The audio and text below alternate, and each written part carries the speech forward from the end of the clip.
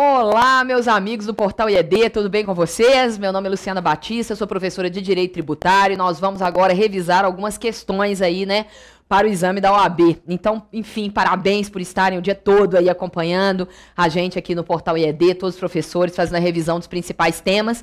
Eu gostaria que vocês ficassem tranquilos, que a gente fosse bater um papo agora sobre as principais questões de direito tributário, ok? Então, relaxa aí, respira fundo. Então, vamos lá, relembrando o seguinte. Olha só. O Estado, e aí quando eu falo Estado, eu estou falando das pessoas políticas que compõem a federação, né? União, Estados, membros, Distrito Federal, municípios, precisam, evidentemente, de recursos financeiros. A principal fonte de receita, nós sabemos, é o tributo. Mas o que é tributo? O conceito está no artigo 3º do Código Tributário Nacional.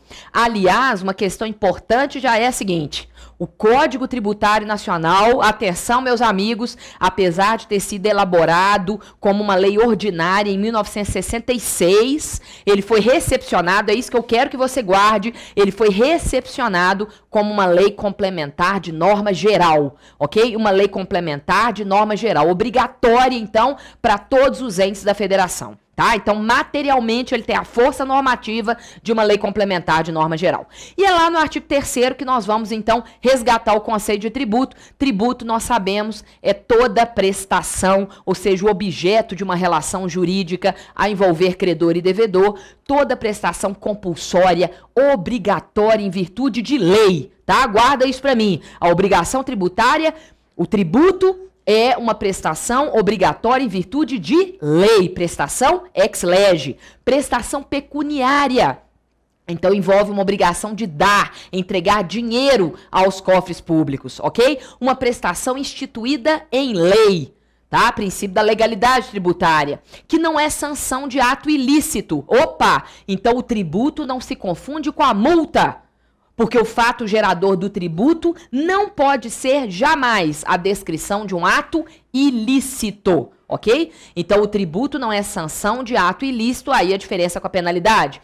E cobrada mediante atividade administrativa plenamente vinculada. Ou seja, os atos da administração fazendária de cobrar, arrecadar, fiscalizar, devem ser realizados de forma plenamente vinculada à lei. Estão aí os principais aspectos do conceito de tributo no artigo 3º. Tá?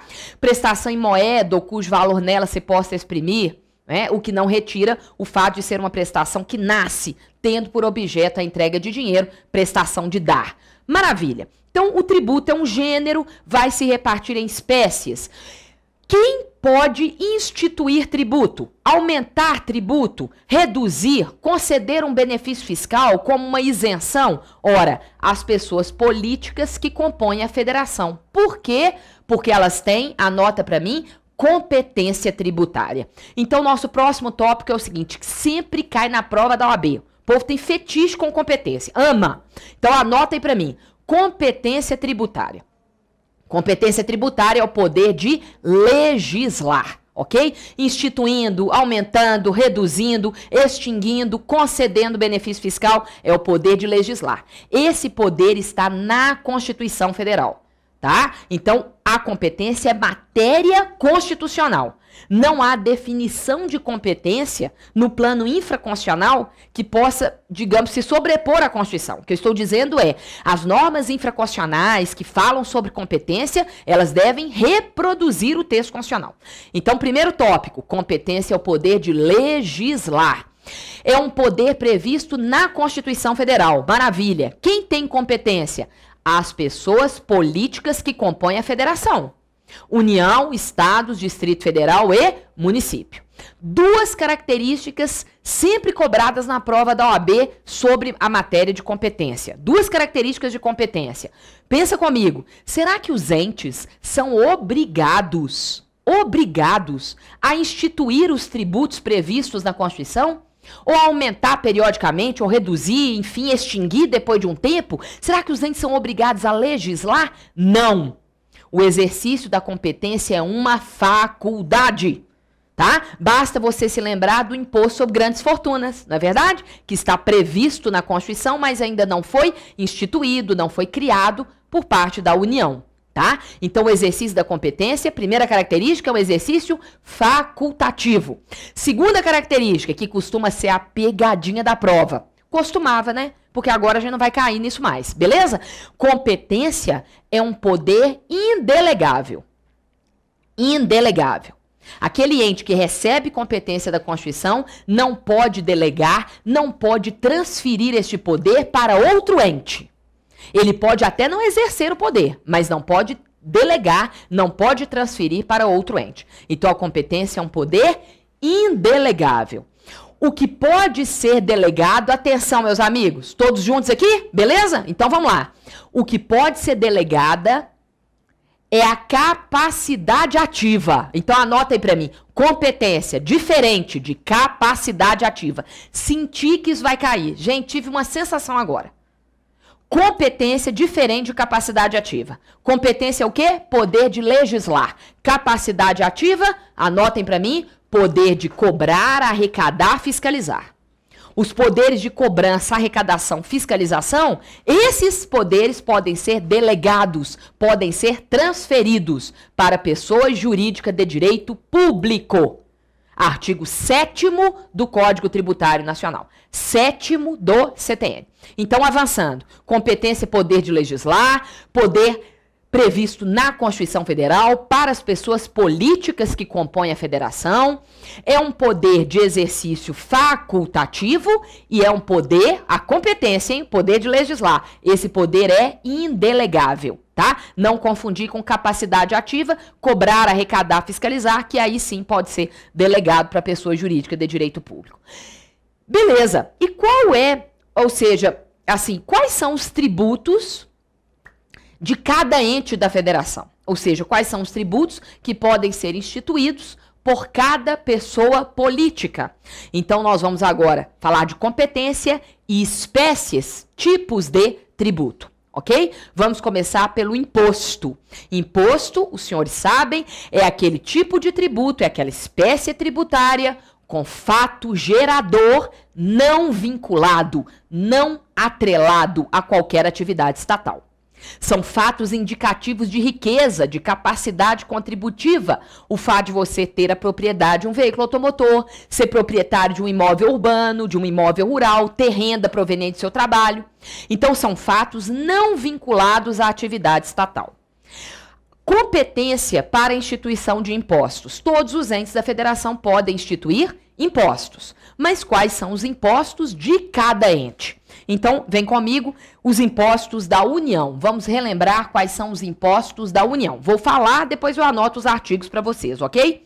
A União pode instituir imposto sobre a importação, imposto sobre a exportação, imposto sobre a renda, imposto sobre produtos industrializados, imposto sobre operações financeiras, crédito, câmbio, seguros e valores mobiliários, o imposto sobre a propriedade territorial rural e o imposto sobre grandes fortunas. Não se preocupem, daqui a pouco a gente anota o artigo.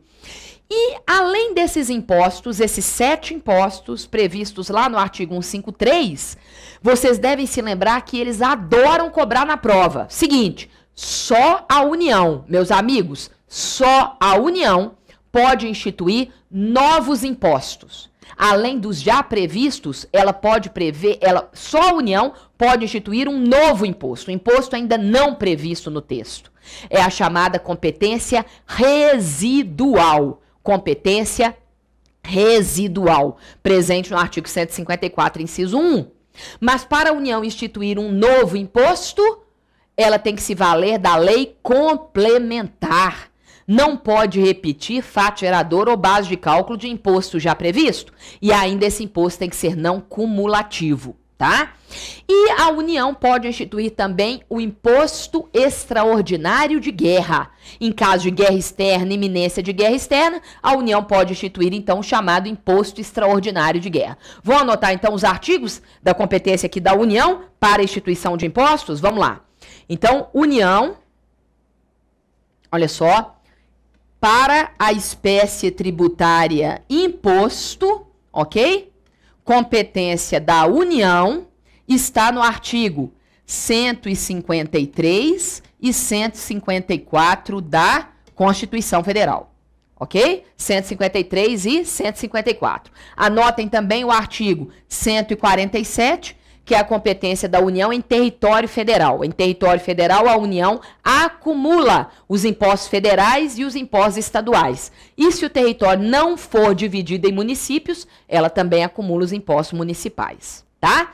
Então, competência da União para impostos. Agora, avançando. Competência dos estados e do Distrito Federal. Quem me ajuda? Quem se lembra quais são os impostos dos estados e do DF?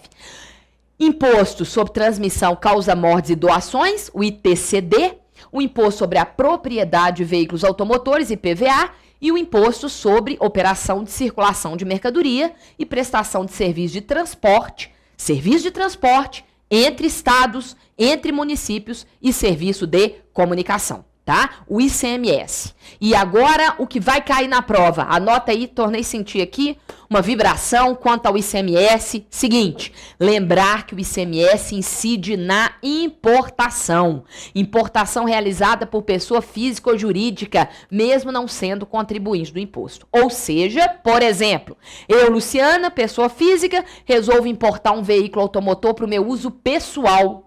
Vou pagar ICMS sobre a importação. Então, anota aqui comigo os impostos, então, dos estados e do Distrito Federal. Vocês vão encontrar no artigo 155 da Constituição, ok? Então, aqui vou separar os impostos da União e embaixo aqui impostos dos estados e do Distrito Federal. Maravilha! Terminando, então, os impostos dos municípios e também do Distrito Federal, porque a gente tem que se lembrar que o Distrito Federal acumula a competência dos estados e dos municípios. Isso é óbvio, porque o Distrito Federal não é dividido em municípios. Então, ele acumula a chamada competência múltipla, cumulativa, os impostos dos estados e dos municípios. Então, quais são os impostos que podem ser instituídos pelos municípios e pelo Distrito Federal? Vamos lá? Imposto sobre transmissão de bens imóveis por ato intervivos a título oneroso, tá? Então, você compra um imóvel, você vai pagar qual imposto? Muito bem. O ITBI, Imposto sobre Transmissão de Bens Imóveis por ato intervivos a título oneroso. Próximo imposto aí do município do DF, IPTU, Imposto sobre a Propriedade Predial e Territorial Urbana, o IPTU. E, por fim, o ISSQN, que acho que é o mais famoso, né, aí dos impostos dos municípios e do Distrito Federal. O imposto sobre serviços de qualquer natureza. Claro que os municípios não podem tributar, não bloqueia energia não, olha que coisa simples, olha que coisa fácil. Os municípios não podem tributar aqueles serviços que estão compreendidos na competência dos estados, por meio do ICMS. O ICMS incide sobre serviços de transporte interestadual, intermunicipal e de comunicação. Os municípios, evidentemente, não podem tributar estes serviços, ok? Então, os municípios podem tributar qualquer serviço, claro que não compreendido na competência dos estados, e desde que esses serviços estejam definidos em lei complementar. Tá? Então, tem uma lei complementar que traz uma lista de serviços que podem ser tributados pelos municípios. Vão anotar? Vem comigo, então. Municípios barra Distrito Federal, ok? Artigo 156 e 147, porque é o artigo 147 que vai falar com vocês que o Distrito Federal acumula a competência estadual e municipal.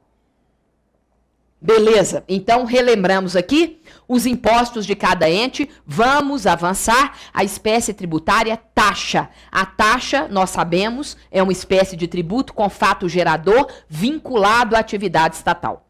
O fato gerador descreve uma atuação do poder público na forma de serviço público, específico e divisível. Então, deve ser possível identificar o serviço e o usuário do serviço, individualizar o serviço e individualizar quem usa o serviço, específico e divisível, podendo ser utilizado de forma efetiva, concreta, real ou de forma potencial. Basta que o serviço esteja à sua disposição. Tudo bem? E o outro fato gerador da taxa, exercício do poder de polícia, atividade fiscalizatória, tá? Bacana. Quem pode instituir taxa? Todos os entes da federação. Todos os entes, porque todos os entes podem prestar serviços públicos, exercer poder de polícia. Então, todos os entes, dentro da sua competência administrativa, para prestar essas atividades, tem também competência tributária. Então, a taxa é de competência comum. Todos os entes podem instituir taxa. Agora, sobre taxa, nós vamos ter algumas súmulas vinculantes. Então, a chance de taxa cair na prova de vocês amanhã é enorme por causa das súmulas vinculantes, claro, Supremo Tribunal Federal. Vem comigo que eu vou anotar quais são essas súmulas para os senhores revisarem. Então, vamos lá? Taxa, previsão, então, no artigo 145 da Constituição Federal, 145, inciso 2, competência da União, do Estado, do Distrito Federal e do município. Súmulas vinculantes sobre taxa, súmula vinculante 12, súmula vinculante 19, súmula vinculante 29, súmula vinculante 41. 12, 19, 29 e 41, ok? Então, beleza. Sobre taxa, vem comigo aqui. O Supremo nos diz o seguinte: é inconstitucional exigir taxa de matrícula nas universidades públicas, porque isso ofende a garantia do ensino público gratuito. Súmula vinculante 19, essa súmula é bacana. É aquela questão da coleta de lixo, coleta de resíduos sólidos, para ficar mais bonitinho, né? Então, coleta de resíduos sólidos pode gerar a cobrança de taxa? Depende. Se for aquela coleta realizada nas ruas, praças, avenidas, limpeza de bueiros, ou seja, limpeza pública geral, aí não é possível exigir taxa porque a gente não consegue identificar o usuário do serviço. Agora, se for aquela coleta de lixo que é realizada nos imóveis, o caminhão de coleta de lixo que passa na porta da sua casa, na porta de um restaurante, de um hospital, para coletar o lixo que é ali produzido, aí já dá para cobrar taxa porque a gente consegue identificar o usuário do serviço. Então, meus amigos, dica sensacional. Se cair coleta de resíduos, coleta de lixo, preste atenção na questão. Se falar da limpeza pública geral, não dá para exigir taxa, porque o serviço é indivisível. Agora, se falar da coleta de lixo específica nos imóveis, aí já é possível cobrar taxa. Tudo bem? Súmula vinculante 29. A base de cálculo, nós sabemos disso, a base de cálculo do imposto não pode ser a mesma da taxa, porque são espécies diferentes. Agora, pode até coincidir algum elemento próprio do cálculo de um imposto, pode entrar no cálculo de uma taxa e vice-versa. O que não pode haver é uma identidade total, uma identidade integral entre uma base e outra, tá? Ou seja, não pode haver uma repetição total dos mesmos elementos utilizados em uma base de cálculo serem repetidos na outra. Isso aqui é vedado pela Constituição. E fechando, a famosa taxa de iluminação pública, todos vocês sabem, foi julgada inconstitucional. O Supremo tinha uma súmula sobre isso, que agora é súmula vinculante, súmula 41. É inconstitucional exigir taxa de iluminação pública. Avançando, próximo tributo, contribuição de melhoria. A contribuição de melhoria é também um tributo com fato gerador vinculado à atividade estatal. Mas qual é o fato gerador? Obra pública. Grifa aí no seu coração. Qual o fato gerador da contribuição de melhoria? Obra pública que traga valorização ao imóvel. Então o município fez uma praça de esportes lá no seu bairro, e isso valorizou pecuniariamente, economicamente, os imóveis ali no entorno da obra. Maravilha! O município vai poder cobrar a contribuição de melhoria. Então, a contribuição de melhoria é um tributo com fato gerador vinculado à atividade estatal. Quem pode instituir contribuição de melhoria? Todos os entes da federação. Mesmo raciocínio que a gente fez para as taxas, a competência é comum, todos os entes podem criar, podem instituir contribuição de melhoria. Vão anotar? Vem cá. Contribuição de melhoria. Contribuição de melhoria, terceira espécie de tributo, contribuição de melhoria, previsão no artigo 145, inciso 3 da Constituição Federal, competência de quem? União, Estado, Distrito Federal, município. Tá? Todos os entes podem instituir contribuição de melhoria. Muito bem. Avançando, vamos lá. Próxima espécie de tributo, empréstimo compulsório. Gente, muito cuidado com o empréstimo compulsório, tá? Não é um tributo assim usado na prática, mas a galera da prova ama empréstimo compulsório, ama de paixão, adora cobrar na prova da OAB, porque nós temos alguns detalhes aqui. Então, fiquem atentos para o empréstimo compulsório. Seguinte, o empréstimo compulsório é de competência exclusiva da União. Guarda isso no seu coração. Empréstimo compulsório, quem pode instituir? Somente a União. E por meio de lei complementar, tá? Somente por meio de lei complementar. Então, a União, por meio de lei complementar, porque a regra é utilizar para os tributos lei ordinária. Então, toda vez que a Constituição, depois eu vou fazer uma tabela para vocês, pede lei complementar, a gente tem que ficar atento, porque foge da regra da lei ordinária, tudo bem? Então, a União, só a União, por meio de lei complementar, pode instituir empréstimo compulsório em caso de guerra externa, iminência de guerra externa, calamidade pública e para realizar investimento público urgente e de relevante interesse nacional. E a receita que ela arrecadar com o empréstimo compulsório, olha que interessante isso. A receita que ela arrecadar deve estar vinculada à despesa que lhe deu causa, tá? Então, se cair uma questão assim, olha só, a União instituiu um empréstimo compulsório, caiu numa prova da Magistratura Federal essa questão. Olha só que interessante. A União instituiu um empréstimo compulsório em virtude de um estado de calamidade pública ocorrida no sul do Brasil e pretende utilizar os recursos, pretende utilizar a grana que ela arrecadar para construir escolas na região Nordeste. Falso, não é isso? Errado, porque ela tem que aplicar os recursos na despesa que deu causa ao empréstimo compulsório. Ou seja, nessa questão, a calamidade pública ocorrida na região sul do Brasil. Então, por isso que eu brinco que passar na prova de juiz federal tá fácil, né? Não tá fácil? Tá tranquilo, tá favorável, não tá? O que não tá é passar na prova da OAB. Não estava, mas agora estará, com esta revisão sensacional que vocês estão assistindo hoje aqui no Portal IED. Então, anotem aí pra mim, empréstimo compulsório, outra característica, o nome já te ajuda, criatura, na ideia? Seu empréstimo tem que ser o quê? Devolvido, tem que ser restituído. Ok? Então, vamos anotar aqui sobre o empréstimo compulsório. Vou voltar aqui, vou apagar. Então, sobre o empréstimo compulsório, peguem, por favor, o artigo 148 da Constituição Federal, tá? Que nós vamos encontrar lá a figura, então, do empréstimo compulsório. Repetindo aqui, competência exclusiva da União. E a União só pode legislar via lei complementar. Tudo bem? Então, artigo 148 da Constituição. Maravilha, vamos avançar.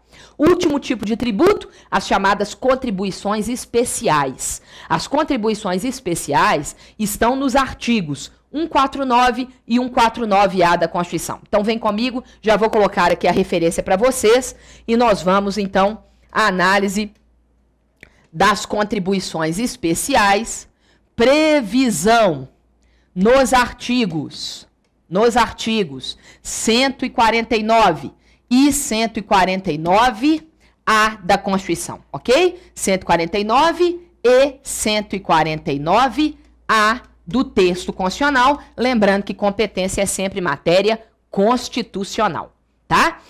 Dentre essas contribuições do artigo 149 e 149-A, coloquem assim para mim, por favor, regra, aí eu vou falar das exceções. Regra, competência da União. A regra é que a União possa instituir as chamadas contribuições especiais. Quais são as exceções? Primeira exceção, artigo 149, parágrafo 1º. Aliás, vamos falar do artigo 149, quais são as contribuições especiais, Luciana? Quais são as contribuições especiais? Nós temos no artigo 149, contribuição para a área social, para a efetivação de direitos sociais. Educação, saúde, habitação, alimentação, transporte, cultura, direitos sociais. Temos contribuição para intervir no domínio econômico, a chamada CID. E temos aquela contribuição para custear entidades representativas de categoria profissional econômica, a chamada contribuição corporativa, ok? Maravilha. Dentre essas três contribuições do artigo 149, depois a gente vai lá no 149-A, Vamos concentrar no artigo 149 agora, vem comigo. Então, dentre as contribuições do artigo 149, essas contribuições, qual é a regra? Competência da União. Qual é a exceção? Aí, pelo artigo 149. Vou anotar para vocês. Olha só, aqui a regra, então, é a competência da União. Qual é a exceção?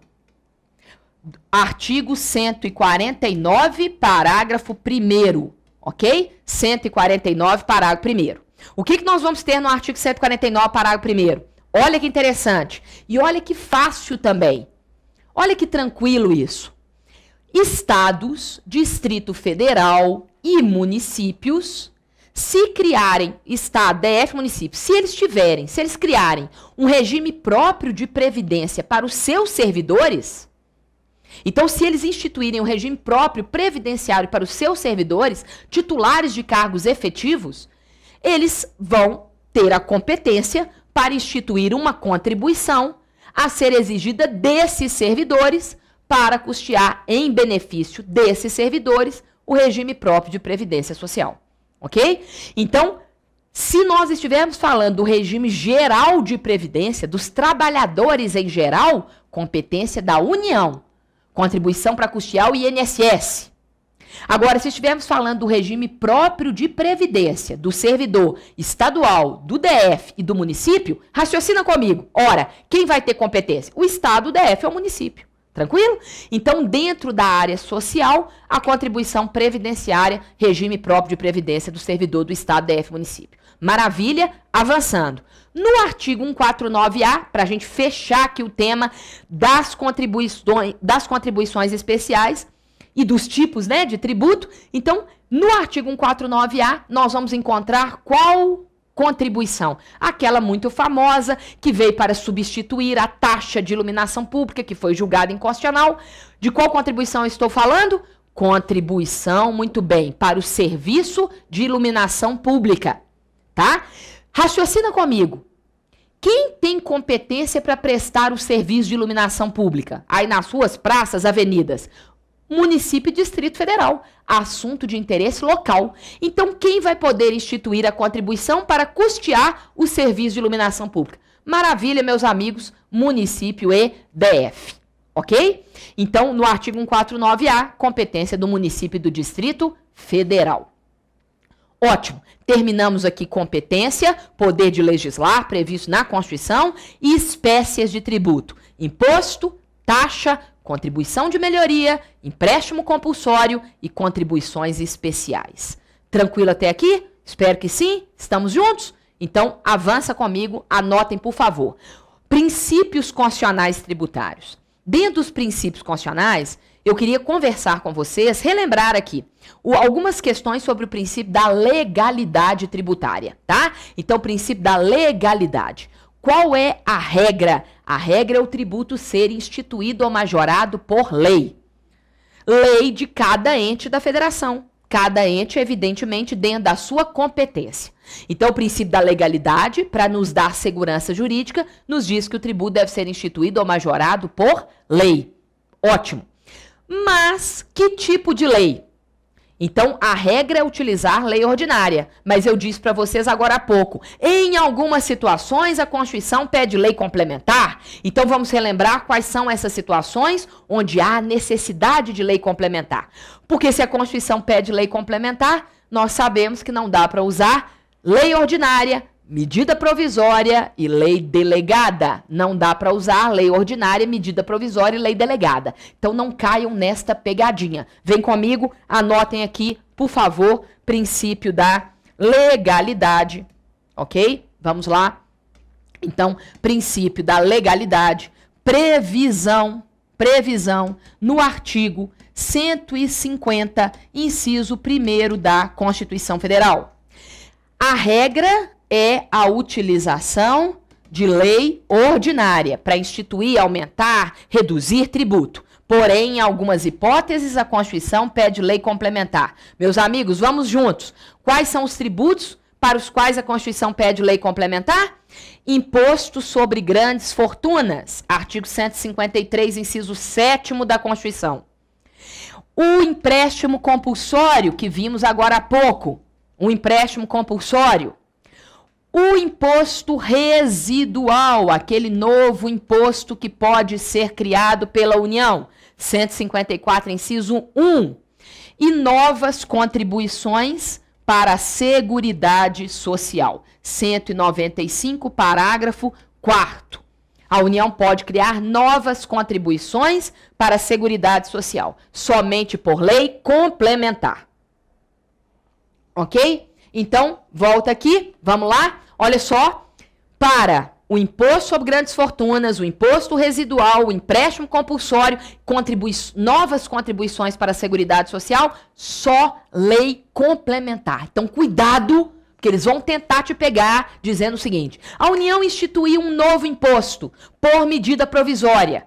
A União pode instituir novo imposto? Pode, mas nunca por MP. Porque a Constituição pede aqui lei complementar. Se ela pede lei complementar, repetindo, não é possível usar medida provisória, lei delegada e lei ordinária. Tranquilo? Maravilha.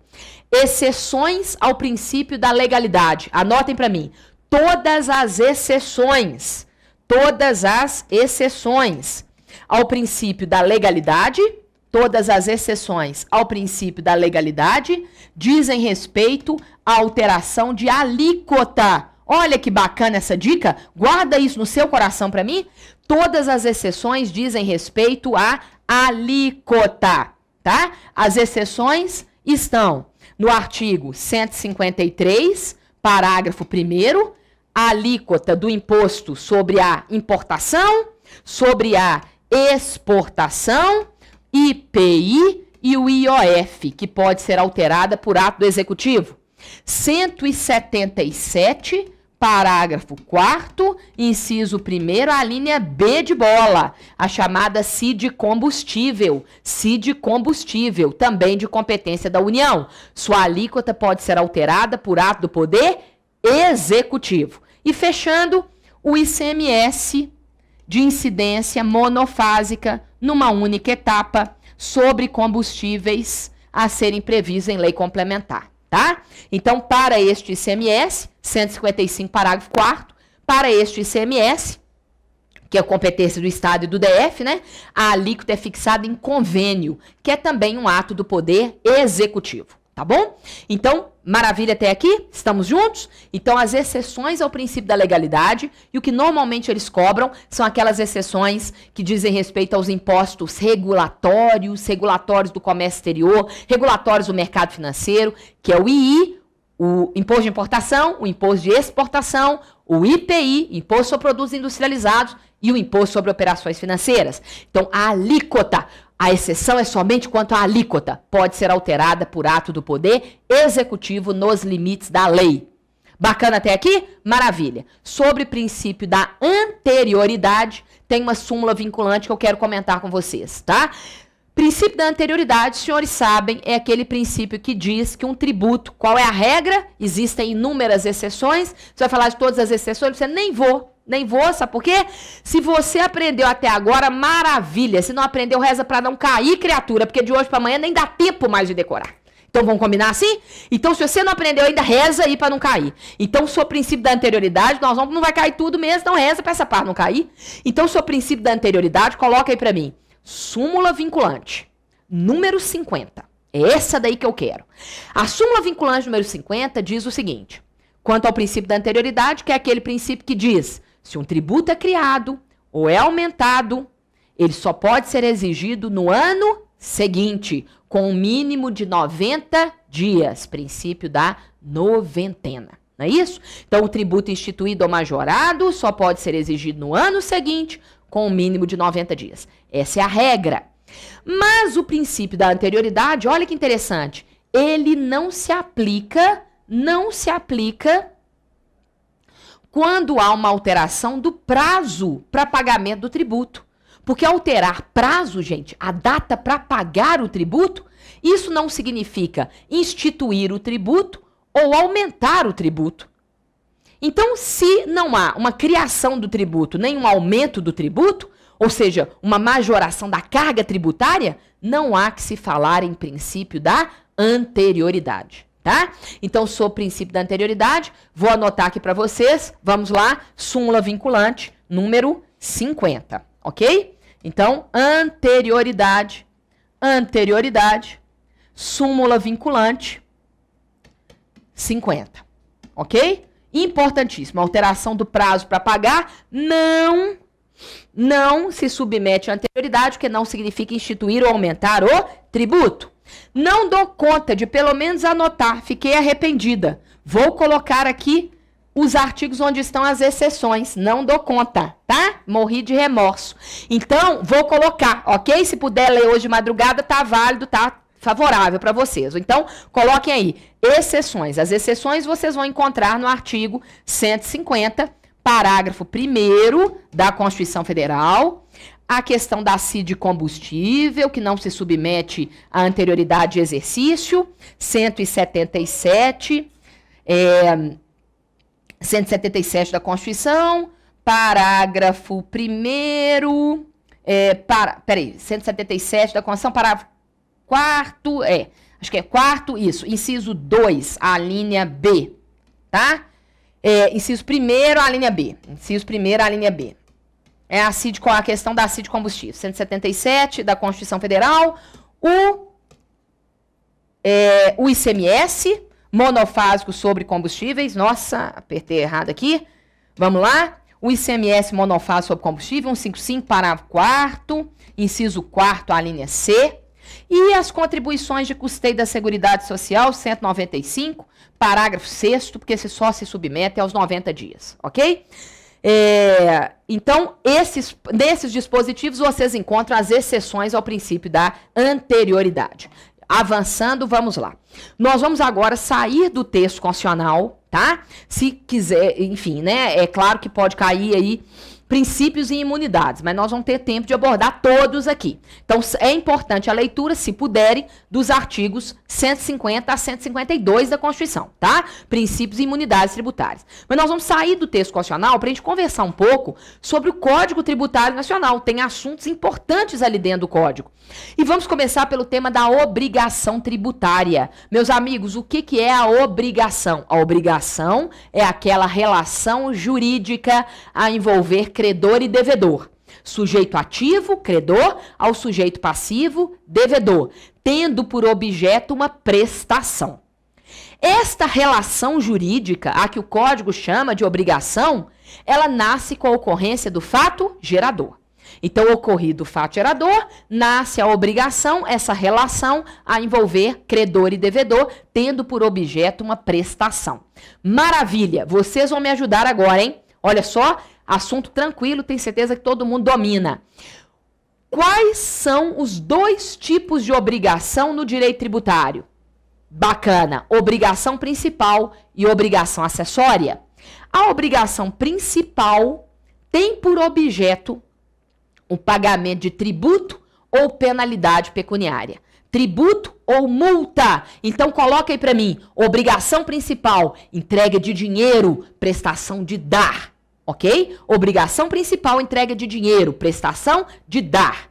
E a chamada obrigação acessória? A obrigação acessória são aquelas obrigações de declarar o imposto de renda, escriturar um livro fiscal, emitir uma nota fiscal, tolerar a fiscalização. Então, as chamadas obrigações acessórias, guardem o seguinte, obrigação acessória são as obrigações de fazer ou de não fazer. Fazer algo ou tolerar, se abster, tá? Então, vamos ter dois tipos de obrigação principal, obrigação acessória. A obrigação principal, meus amigos, atenção, é sempre prevista em lei. Sempre prevista em lei. E a obrigação acessória? Legislação tributária. Oi, Luciana, me lembra aí, minha filha, qual é a diferença entre lei e legislação? Anotem para mim. Legislação é um termo mais amplo do que lei, porque legislação envolve também atos infralegais. Exemplo, um decreto, ato do chefe do Poder Executivo. Tá?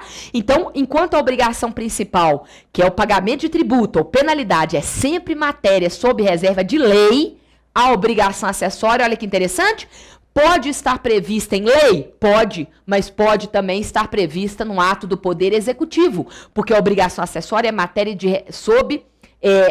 reservada à legislação, que é um conceito mais amplo do que o conceito de lei. Vamos anotar isso aqui? Artigo 113 do Código Tributário Nacional, tá? Então, quando a gente fala aqui em obrigação tributária, é importantíssimo vocês conhecerem os dois tipos de obrigação, principal e acessória. Principal, entrega de dinheiro. Acessória, obrigação de fazer ou não fazer. Artigo 113 do CTN. Tudo bem? Beleza. Então, avançando. Cuidado com uma pegadinha, para a gente não confundir aqui temas do direito civil com temas do direito tributário. Atenção, no direito tributário, apesar das expressões obrigação principal e obrigação acessória, que nos remete ao direito civil, não é assim? Porque no direito civil, a acessória segue a sorte da principal. Verdade, no direito civil. No direito tributário, não. As obrigações principal e acessória, elas são autônomas, elas são independentes. São autônomas, são independentes. Então, é perfeitamente possível existir uma obrigação acessória sem existir a obrigação principal. Luciana, me dá um exemplo. Criatura do pai. Como assim uma obrigação acessória sem principal? Vamos lá? Alguém que é isento do pagamento do imposto de renda. Então, ele não tem que pagar o imposto de renda, que é a obrigação principal. No entanto, ele tem que prestar declaração sobre a sua renda, sobre a sua atividade profissional, sobre o seu patrimônio. Então, ele tem uma obrigação acessória para cumprir, o dever de declarar, apesar de não ter a obrigação principal. Tranquilo até aqui? Beleza, vamos avançar. Quanto à obrigação tributária, uma questão que sempre é cobrada na prova da OAB é a questão seguinte, do sujeito passivo. Tá? Da obrigação principal. Respira fundo aí, daqui a pouquinho a gente termina. Olha só, sujeito passivo da obrigação principal, né? A obrigação principal envolve o quê? Entrega de dinheiro, beleza, a título de tributo ou multa. Quem é o devedor? Quem é o sujeito passivo aí dessa obrigação principal? Tem esse dever, então, de pagar o tributo ou pagar a penalidade? Ou ambos? O código vai trazer dois tipos de sujeito passivo. Dois tipos de sujeito passivo da obrigação principal. Olha como é fácil essa matéria. Nós vamos ter dois tipos. Não sei nem porque o povo não gosta de tributário, né? Porque olha que tranquilidade esse tema. Olha só, é muito simples. Um praticou o fato gerador. Por isso é que ele é sujeito passivo. É o chamado o quê? Contribuinte. Então eu tenho a propriedade de um veículo automotor, eu pratiquei o fato gerador do IPVA, e eu, então, tenho que pagar o IPVA. Como é que eu sou chamada? Contribuinte. Contribuinte é aquele que é sujeito passivo porque realizou o fato gerador. E o responsável? O responsável é aquele que, apesar de não ter praticado o fato gerador, ele não realizou o fato gerador, mas ele tem o dever de cumprir com a obrigação, por disposição expressa de lei. Então, vem cá que eu vou anotar isso para vocês. Olha só. Quanto ao sujeito passivo da obrigação principal. Sujeito passivo, ok? Da OP, obrigação principal, entrega de dinheiro aos cofres públicos. Artigo 121 do CTN. Dois tipos, contribuinte, tá? E o responsável. Lembrando que o responsável deve estar expresso em lei. Expresso na lei. Tudo bem? Maravilha, então. Vamos avançar. Nós temos casos de responsabilidade nos artigos 130 a 135 do Código Tributário Nacional. 130 a 135. Eu vou destacar para vocês o artigo 135. O artigo 135 fala da responsabilidade pessoal quando há infração à lei, contrato social ou estatutos das pessoas aí descritas no artigo 135. Nesse artigo 135, o que normalmente eles cobram? O administrador de pessoa jurídica, o sócio gerente, o sócio administrador. Quando é que esse sócio vai ter uma responsabilidade pessoal pelos tributos devidos pela PJ? Porque, meus amigos, olha só, foi a PJ, a pessoa jurídica, que praticou o fato gerador. Então, o dever, em princípio, era dela. Ela que teria que pagar com seu patrimônio. Quando é que o sócio gerente, o sócio administrador, é responsável com seus bens pessoais pelos débitos da pessoa jurídica? Raciocina comigo, porque é muito grave, não é? Você é o sócio gerente de uma PJ. Aí você responde com o seu patrimônio pela dívida da PJ? Pô, o que será que esse sócio gerente fez para atrair esse dever pessoal? Coloquem aí para mim, artigo 135 do CTN. Ele atuou com dolo. Ele atuou com dolo. Então, vou anotar aqui, artigo 135 do CTN. Artigo 135 é a responsabilidade pessoal quando há infração à lei, contrato social ou estatutos, tá? Mas deve aí ter uma atuação dolosa. E aí, que é o seguinte, olha que interessante, 2 súmulas do STJ sobre esse artigo 135. Importantíssimas súmulas. Primeiro que, quando há um inadimplemento da obrigação tributária, ou seja, chega na data de vencimento do tributo e não ocorre o pagamento. Esse simples inadimplemento na data prevista para pagar, será que já atrai automaticamente o dever do sócio gerente? Não. A dívida continua sendo da pessoa jurídica, só vai ser atraída essa dívida para o sócio gerente, só vai ele se tornar um responsável se comprovar que ele atuou dolosamente, infringindo a lei, contrato social ou estatutos. Exemplo, desviou patrimônio da pessoa jurídica para o seu patrimônio pessoal. Então, o mero inadimplemento não atrai a incidência do artigo 135. Anotem para mim, súmula 430 do STJ, tá? Beleza. E aí, Luciana me deu um exemplo, então, de situação onde o sócio gerente poderia ser responsabilizado quando há uma extinção irregular da pessoa jurídica. Ou seja, por exemplo, a pessoa jurídica tem dívidas tributárias, ela deixa simplesmente de funcionar, ela deixa de existir faticamente, mas sem pagar os débitos. Então, qual que é a presunção? Que o patrimônio da pessoa jurídica se confundiu com o patrimônio pessoal dos sócios, que ele agiu dolosamente, esse sócio gerente. Então, nesse caso, onde há uma extinção irregular da pessoa jurídica, o débito tributário pode ser redirecionado para o sócio gerente. E aí que o STJ diz o seguinte, está correto o STJ? Há uma presunção de dissolução irregular se a pessoa jurídica muda de endereço, de domicílio fiscal. Por exemplo, ela está registrada na Rua das Pedras, número 100. Ela passa a funcionar na Rua das Flores, número 1000. Como é que o fisco vai saber se a PJ mudou de domicílio e não avisou aos órgãos competentes? Então, se é uma mudança de domicílio fiscal, sem avisar aos órgãos tributários, fazendários, e o fisco, então, procura a pessoa jurídica naquele domicílio onde ela está cadastrada perante a fazenda pública e não a localiza, qual que é a presunção, meus amigos? A presunção é de dissolução irregular. Se há uma dissolução irregular, a cobrança pode ser redirecionada para o sócio gerente, porque presume-se que ele agiu com dolo na dissolução irregular, ok? Então, anotem aqui para a gente fechar, súmula 435 do STJ sobre a matéria, tá? Súmula 435.